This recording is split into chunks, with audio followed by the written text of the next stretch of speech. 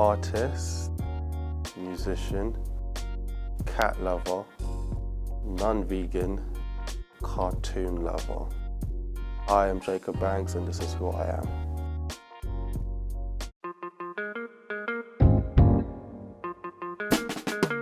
I think growing up in Birmingham was cool. It was very grey. It's England.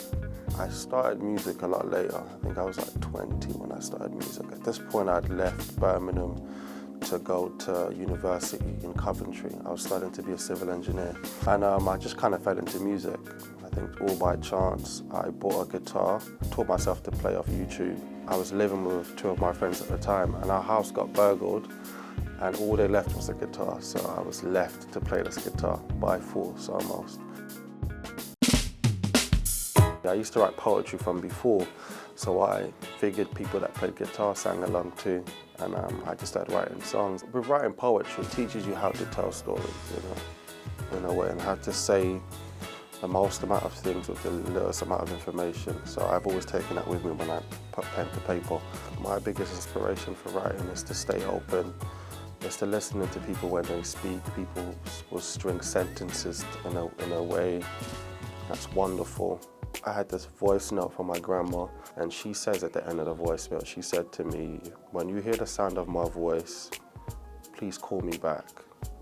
And I just thought the way she put those words together was so sweet. She could have just said, "Just call me back," but when you hear the sound of my voice, please call me back. Those kind of stuff inspire me when I hear people string words together.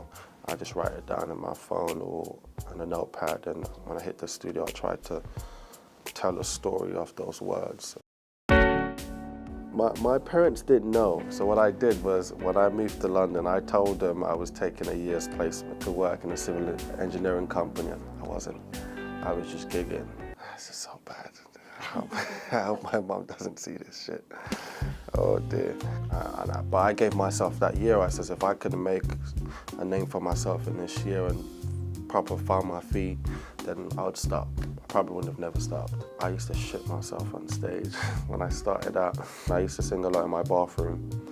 Like, acoustics were wonderful, so that's the kind of place I go to when I'm on stage. I just imagine it's just me and my guitar in a bathroom, and just the same amount of effort I would give when I'm alone, I try to give on stage. And as time went on, it just starts to feel like home.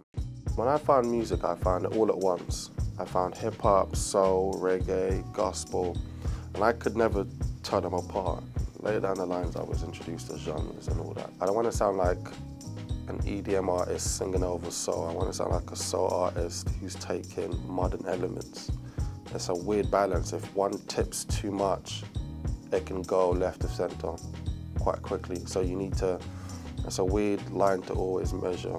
Like I always have to make sure there's more soul than there is the modern stuff, because if you have too much of that, then you're just like everybody else. So it's hard to thread that needle, but I think over the months we've kind of found a way to gauge it properly. The album's called Village, and it's based off the phrase, "It takes a village to raise a child," and it just celebrates all the sides of me. Like I was born in Nigeria, and then I moved to the UK when I was 13, and it celebrates all those sides of me that's contributed to me being me. You know what, the beanie just became a thing over a couple of years. It's cold in the UK. That's kind of how the beanie came about, and I just kept acquiring beanies. And the thing is, people think there's something wrong with my hairline, but the actual truth is my hairline's healthy. Like, hairline's cool, a full head of hair, like it's cool. But it's just become a thing, and it just makes me feel comfortable. And I feel like I'm going to work. I feel like I'm going to be Jacob Banks when I put a beanie on. I feel like it's my uniform. This is Jacob Banks' uniform, and when I get home, I take it off. Have cornflakes and watch Cartoon Network.